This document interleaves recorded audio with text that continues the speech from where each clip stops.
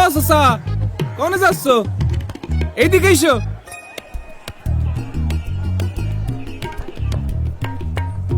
এইটা দেখে এম্বা করছো? না মানে দেখতে জানি কেমন লাগতেছে।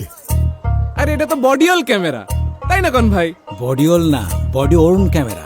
ওই একই কথা। তা এটা দিয়ে কি করে? আমি তোমারে বুঝাই, দাঁড়াও।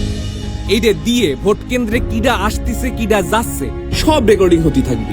আবার ধরো ইলেকশনের দিন কেউ ঝামেলা করতে চাইলো, সাথে সাথে বডি অন ক্যামেরার এসওএস বাটনটা সব দিলি, তখনই কন্ট্রোল রুমের যে মনিটর আছে সেখানে এই ক্যামেরার ছবি সবার সামনে ভাইসে উঠবি।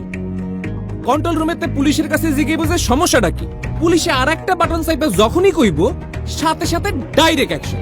তখনই সশস্ত্র বাহিনী, বিজিবি ও আইন শৃঙ্খলা বাহিনী আইসে এই সন্ত্রাসীগুলারে ধরে যে যে আকাম করব একদম লাল দালানে ঢুকাই দিবে। বুঝিছো ব্যাপারটা? মানে আগের মতো কেউ আকাম করে পার পাবি না? চাচা, আগের দিন কি আর আছে?